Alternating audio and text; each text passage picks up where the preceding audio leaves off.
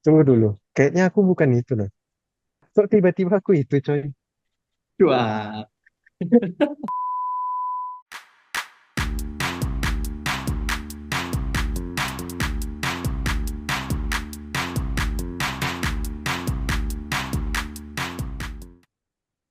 Baik, Assalamualaikum warahmatullahi wabarakatuh.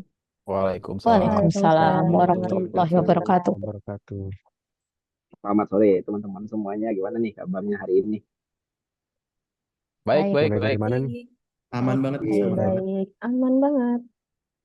Mas Jo, gimana kabarnya hari ini Mas Jo?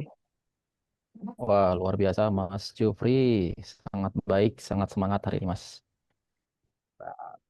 Selanjutnya saya sapa lagi ini Kak Ayu. Kak Ayu gimana? Kak Ayu, kabarnya hari ini Kak Ayu? Ya, baik Mas. Mungkin rada mindeng dikit karena kemarin hujan. Ya, selanjutnya Kak Iyas. Iyas gimana kabarnya? Agak-agak batuk nih, semoga tidak mengganggu podcast kita kali ini. Segera ke klinik saja. Selanjutnya Mas Lukas. Mas Lukas apa kabarnya? Baik, baik, baik, baik. Aman, Aman ya? aman. Lanjut, Mas Juf. Kok Mas ngomong amannya seperti tidak aman? Mungkin saya. Aman, Mas Juf. Aman. Siap. Selanjutnya Kak Kamil. Kak Kamil apa kabarnya nih hari ini?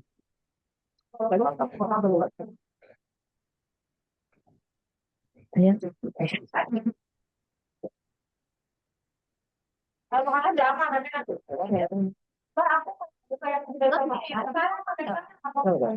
Oke, selanjutnya selanjutnya Mas Ito. Mas Ito sudah makan Mas Ito? Waduh, belum Mas kebetulan nih dari kemarin belum makan nih kebetulan. Udah Mas, nanti beli makan ya jangan lupa. Siap, Mas. Oke, baik. Terima kasih teman-teman semuanya. Baiklah, hari ini kita akan ngobrol-ngobrol singkat ini bareng podcastnya Warga Plus 62 ya.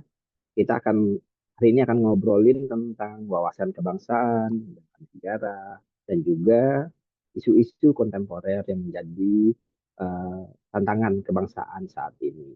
Ya, seperti yang kita tahu, saat ini banyak sekali nih isu-isu atau problem-problem bangsa yang dihadapi oleh bangsa kita yang menjadi tantangan bagi kebangsaan kita saat ini. Baiklah, kita lebih enaknya ini langsung aja ya. Kita akan coba minta pendapatnya nih, Mas Jo dulu nih. Mas Jo, gimana sih Mas Jo pendapat Mas Jo itu terhadap wawasan kebangsaan dan juga bela negara? Apakah wawasan kebangsaan dan bela negara itu penting untuk CPNS Mas Jo? Wah, oke oke Mas Jufri. Terima kasih untuk waktunya. Baik, untuk pendapat saya Mas mengenai pertanyaan ini, penting nggak sih wawasan kebangsaan dan bela negara buat kita ya sebagai CPNS? Ya menurut saya penting ya Mas ya. Wawasan dan kebangsaan dan bela negara itu sangat penting bagi kita CPNS karena kita bukan hanya bekerja sebagai pegawai biasa Mas, tapi juga sebagai abdi negara yang mengemban amanah rakyat. Dengan wawasan kebangsaan, kita memahami nilai-nilai dasar Pancasila, Mas. Seperti selain nilai dasar Pancasila, UUD 45, Bhinneka Tunggal Ika, dan juga NKRI. Itu membuat kita bisa melihat pekerjaan itu bukan sekedar rutinitas, Mas. Atau mungkin malah kalau kata orang ASN atau CPNS cuma misalnya main Zoom doang gitu ya. Main Zoom, apa namanya itu? Main game doang gitu kan. Game apa sih itu, Mas? Dulu tuh, Mas. Zuma. Aduh, nih. Main Cuma, cuma. Cuma, Aduh, cuma, masih muda aduh, nih Mas Joy. saya nggak hafal soalnya. Belum pernah soalnya main game mas karena saking fokusnya ini. Nah itu orang tuh masih nggak Kalau seperti Mas itu Lukas gitu kan. main gamenya Candy Crush. Ah, Candy Crush tuh mas, aduh bahaya itu mas.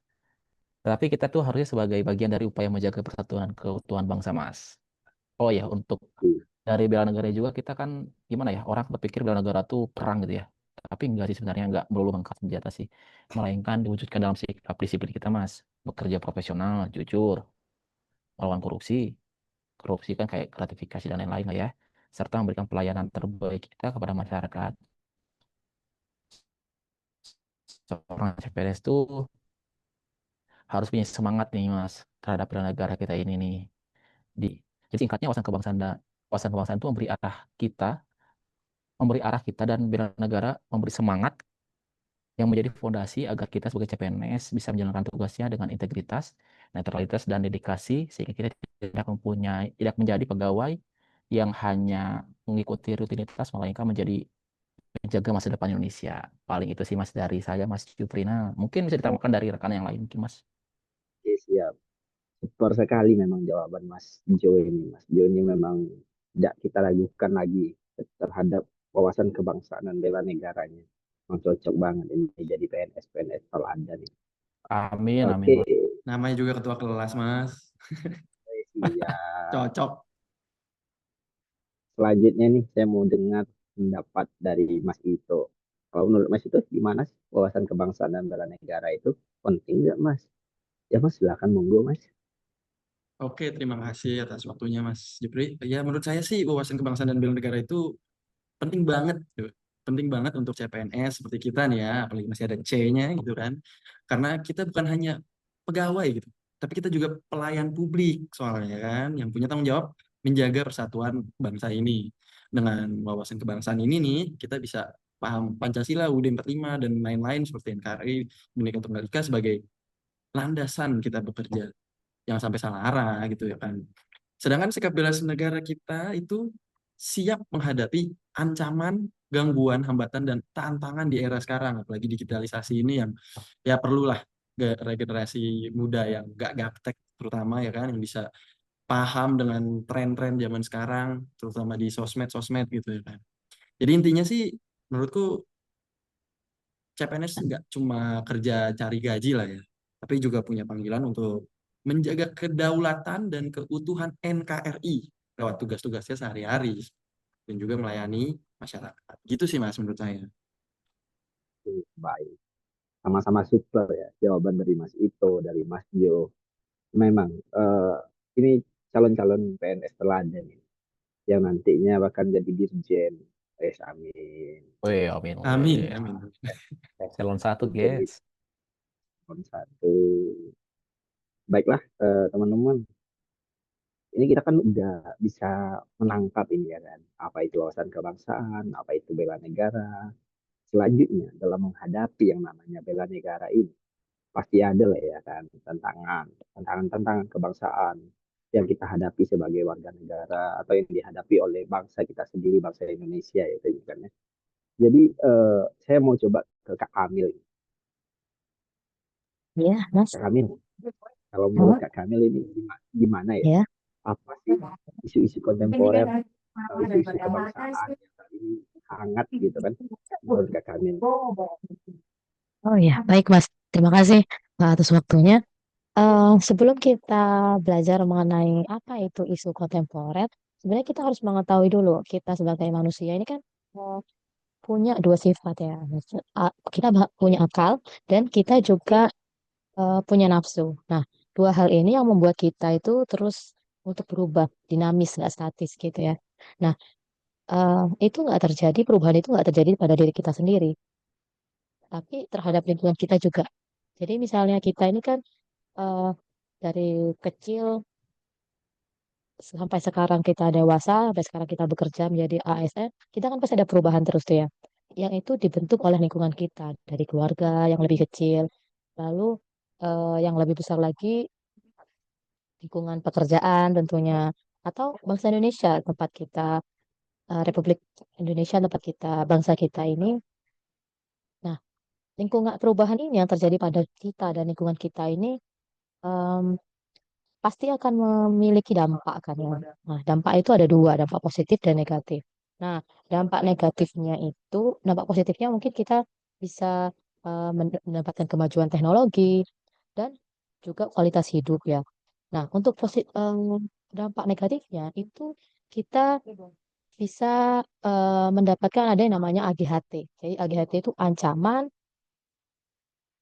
gangguan, hambatan, dan tantangan. Nah, AGHT ini itu adalah bentuk nyata dari isu-isu kontemporer yang ada di sekitar kita. Jadi, kalau kita udah bisa mengetahui nih, kita bisa belajar tentang AGHT ini, kita tuh bisa mengantisipasi di masa depan itu kita isu-isu apa yang kita bisa hadapi ya, kita bisa apa ya namanya ya, lebih siap lah gitulah ya intinya, lebih siap untuk menghadapi masa depan. Karena kita udah tahu nih tantangannya apa, ancamannya apa gitu dari AGHT ini. Jadi isu-isu kontemporer itu bisa terselesaikan lah begitu intinya.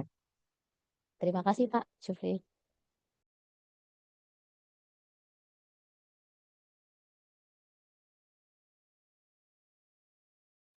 Pak Jupri Pak masih ke Syufri mute belum nih di Pak mute, Jupri. belum di mute. Waduh. Oke, baik. Terima kasih Mbak Kamil. Bagus sekali ya penjelasan yang sangat lengkap dan detail yang telah dijabarkan oleh Mbak Kamil tadi pada kita semua nih. Itu tadi kita kan bicara nih masalah isu kontemporer. Sekarang kita bicara lebih ke contohnya. Contoh realnya itu di masyarakat sekarang apa sih? Apa sih isu-isu yang sekarang hangat itu? Kita akan coba ke Pak Jo lagi nih. Menurut Wede, Pak Jo wede, apa sih wede, Pak? wede. Oke, oke, oke. Ada banyak ya contohnya ya. Oke, kalau misalkan saya ambil contoh nih, isu kontemporer yang pertama tentang ini deh, korupsi, korupsi. Ya, kita tahu ya, Oke. korupsi itu penyalahgunaan kekuasaan atau wewenang untuk mendapatkan keuntungan pribadi atau kelompok nih. Biasanya kan berupa kayak uang, jabatan, fasilitas, dengan cara yang merugikan negara maupun masyarakat. Nah, isu-isu yang ada di Indonesia ini ya, sebenarnya udah kelihatan ya banyak banget kasus di Indonesia ini yang sedang terjadi gitu kan. Dan itu menjadi salah satu visi misi presiden kita ya Pak Prabowo ya Pak Prabowo dan menjadi salah satu asta cipta prioritas kita nih Bapak Presiden nih untuk dibasmi dari hulu ke hilir gitu kan. Ya kita lihat nih sudah ada yang apa namanya dibasmi ya atau udah ketahuan gitu seperti kayak kemarin kasus Pertamina, kasus minyak yang Wilmar dan juga yang lainnya nih. Nah, kalau misalkan tadi bilang contohnya ya kita kembali sebagai CPNS nih, kita harus ngapain sih? Ya, kita sebagai generasi muda atau CPNS jangan sampai nih masuk dalam kasus tersebut gitu ya. Masa kita sebagai CPNS masuk koran kasus gitu ya kan lucu ya. Harusnya kan masuk korannya kan eh, pegawai berprestasi gitu ya. Jadi jangan sampai ke kasus-kasus yang aneh itulah. Kita harusnya menjadi garda terdepan yang melawan korupsi. Dimulai dari disiplin. Disiplin tuh ya seperti tidak korupsi, korupsi waktu lah ya. Kita kan tahu ya, Menteri kita Pak Dodi selalu bilang, bekerjalah bukan karena sistem yang mengawasi, melainkan Tuhan yang mengawasi kita gitu loh. Bukan karena sistem absen gitu ya, tapi Tuhan yang mengawasi kita, jadi kita tetap disiplin dan gak ada korupsi waktu. Itu yang pertama tuh Mas, masalah korupsi. Yang kedua mungkin tentang narkoba ya. Aku ini bilang narkoba bukan berarti aku pakai narkoba ya Mas ya. Ini Ah, yang terjadi masa. nih salah satu. Ini karena visi misi Pak Prabowo juga nih, apa namanya, incar narkoba dari hulu ke hilir kan. Nah ini nih isu-isu narkoba ini juga kan ya cukup berat ya. Banyak banget generasi muda kita hancur karena narkoba ya. Oh iya, narkoba itu apa sih? Sebenarnya narkoba itu singkatan dari narkotika, psiko, psikotropika, dan bahan adiktif lainnya. Yang di mana sebenarnya narkoba ini tuh bisa merusak organ kita loh. Ya mungkin orang pengennya narkoba tuh biar nge-fly gitu ya. Kalau bahasa anak sekarang tuh biar terbang, biar ngerasa tenang gitu. Sebenarnya itu tuh punya dampak yang negatifnya parah banget tuh. Kalau dari psikis tuh halusinasi, depresi, malah depresi itu kan malah gangguan kecemasan juga perubahan kepribadian yang tadinya mungkin baik tiba-tiba apa namanya gampang marah gitu ya. Terus secara sosial dia kayak mengganggu hubungan keluarga lah atau mungkin kalau misalkan dia kuliah malah ganggu kuliahnya, kalau kerja ganggu pekerjaannya gitu loh. Hingga sampai tidak kriminal sih. Jadi ya itu sih Mas paling dari saya contohnya korupsi dan narkoba ya. Jadi kita sebagai generasi muda sebagai CPNS jangan sampailah kita masuk koran jangan karena itu melainkan karena prestasi kita yang terbaik untuk negara kita Mas. Thank you Mas Jufri. Oke, baik. Terima kasih Mas Jo. Jadi kalau dari Mas Jo tadi itu isu kontemporer yang hangat saat ini, yang mungkin sebenarnya sudah isu klasik juga ya Mas ya, yang tidak berkesudahan sampai saat sekarang ini Betul yaitu Mas. korupsi. Tapi semoga lah bangsa Indonesia ini cepat terbebas dari yang namanya korupsi dan juga narkoba ini. Amin Mas, amin. Baik, selanjutnya ini aku mau tanya dari Mas itu lagi deh. Kalau menurut Mas itu apa Boleh, sih Mas itu? boleh. Ya mungkin yang saya tahu nih ya ada dua lagi nih, radikalisme dan money laundering atau pencucian uang gitu ya, bukan bukan laundry baju gitu terus dapat duit, bukan, tapi pencucian uang gitu ya kan. Nah yang radikalisme ini contohnya tuh kayak kasus bom bunuh diri di Surabaya itu ada di tahun 2018 kalau nggak salah, itu satu keluarga dan termasuk anak-anaknya itu diajak untuk melakukan bom bunuh diri. Nah itu tuh kenapa bisa gitu? Itu tuh karena paham radikal yang sudah sampai ke keluarga bisa menyusupnya tuh bisa lewat sekolah, media sosial atau organisasi yang diikuti oleh orang tuanya atau keluarga itu. Nah, itu tuh kalau dibiarin nanti bisa memecah belah negara, terus memicu konflik di mana-mana gitu ya kan. Dan akhirnya mengancam keamanan nasional ya, namanya bom bunuh diri, belum terorisme dan lain-lain gitu ya kan. Makanya ini bukan cuma masalah keamanan nih radikalisme ini, tapi juga ancaman untuk persatuan dan apa ideologi Pancasila gitu sih untuk radikalisme. Soal pencucian uang ini, contohnya sih judul-judul yang banyak ini, itu katanya sih kata orang-orang juga sih itu emang benar-benar tempat pencucian uang yang paling gampang, paling cepat, paling-paling lah pokoknya itu kalau isu-isunya. Nah, itu tuh fungsinya untuk menutupi gitu kan kejahatan-kejahatan misalkan pembelian narkoba lah atau korupsi-korupsi yang sudah dilakukan atau bahkan untuk mensupport terorisme itu ya hal-hal seperti itulah yang eh, membuat kenapa mereka mencuci uang gitu ya kan. Nah, ini tuh merusak sistem keuangan negara juga karena dana-dananya ilegal gitu tapi bisa masuk menjadi legal karena sebuah pencucian ini. Akibatnya banyak keluarga ya hancur karena judi misalkan walaupun mereka tuh bukan yang cuci uang tapi mereka adalah korban akibat cuci uang misalkan seperti itu. Nah, hal ini melemahkan stabilitas ekonomi dan menurunkan kepercayaan publik pada pemerintah gitu sih yang saya tahu. Terima kasih Mas Jul. Baik, Mas itu baik. Nah, berarti seperti radikalisme ini memang paham yang sebenarnya harus kita tanamkan pada generasi muda tentang radikalisme itu seperti apa ya kan, sehingga mereka itu tahu dari sejak dini itu sudah mewanti-wanti anak-anaknya, keluarganya dari paham-paham radikalisme sehingga tidak terjadi tuh seperti yang kita dicontohkan oleh Mas Ito tadi, bom bunuh diri sekeluarga. Kan Iya, betul. kita tahu sebenarnya kan secara berpikir logika aja itu adalah hal yang konyol dan bodoh ya Mas ya. Wah, betul Mas. Baik, baik. Thank you Mas Ito, super sekali Sama. penjelasannya. Selanjutnya saya mau tanya ke Mbak Kamil deh. Kalau menurut Mbak Kamil apa sih Mbak Kamil? Oh, kalau menurut saya nih, Mas Ito lagi, Mas Jufri, itu lebih ke mungkin agak jarang didengar ya, namanya proxy war.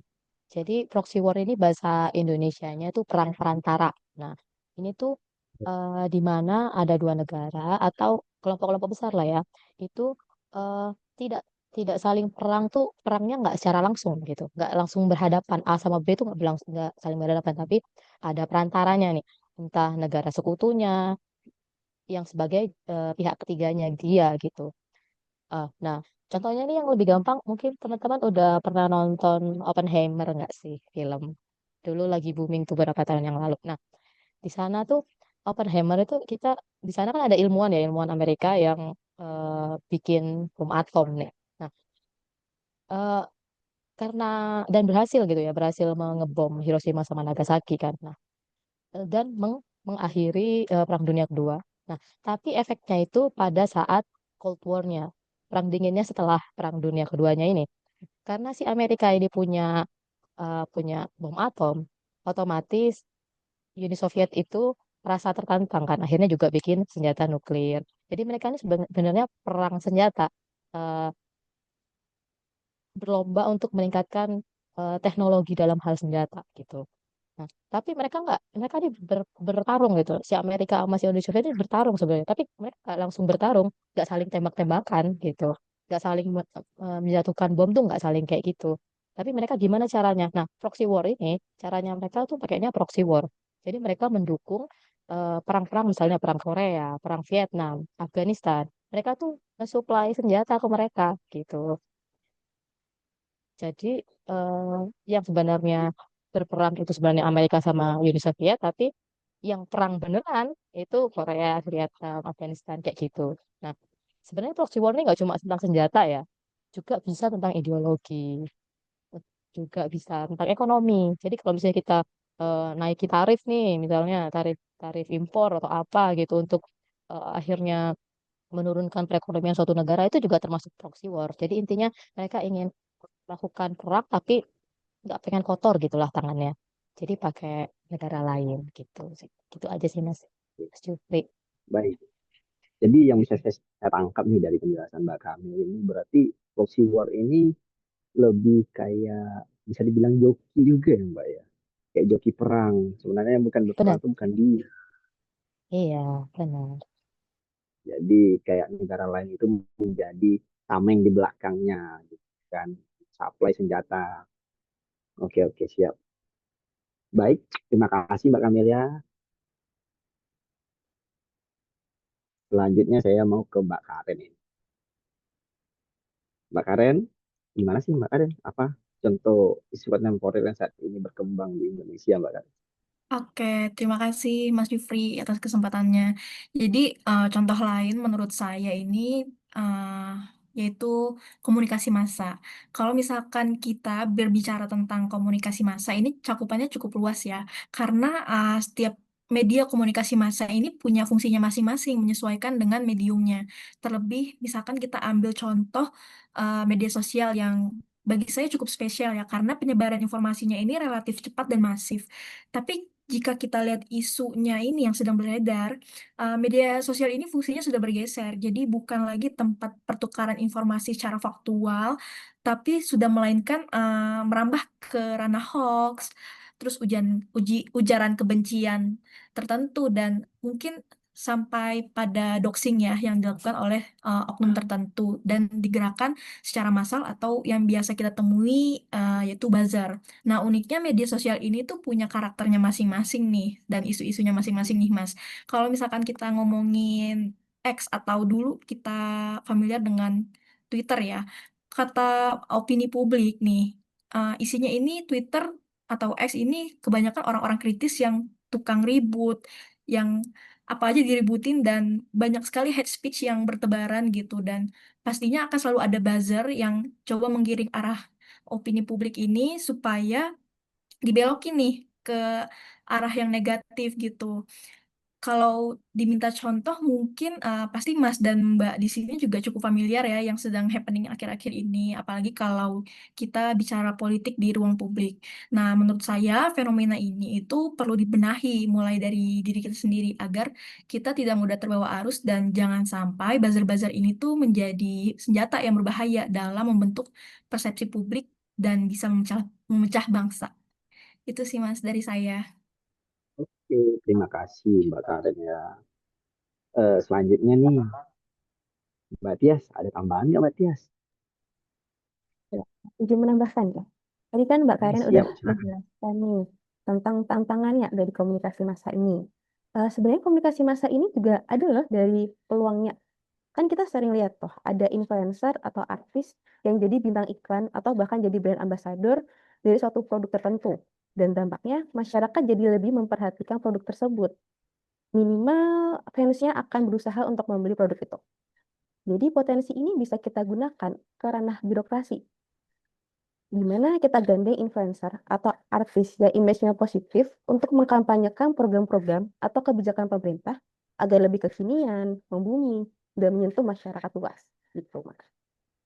Oke, terima kasih Mbak Karen dan Mbak Tias. Ini penjelasan yang sangat-sangat ya cukup detail ya dari Mbak Tias dan juga Mbak Karen. Baik, selanjutnya nih saya mau nyapa Mas Lukas ini. Menurut Mas Lukas apa sih sekarang ini eh, isu tantangan kebangsaan yang dihadapi oleh bangsa Indonesia? Atau Oh ya Mas Mas Jup, Lukas punya pendapat lain nggak ya? ada nih satu Mas Jup terkait konflik kepentingan. Menurut Oke, saya, konflik kepentingan itu situasi ketika pejabat atau ASN menghadapi dilema. Di satu sisi ada kepentingan pribadi, keluarga, atau kelompok.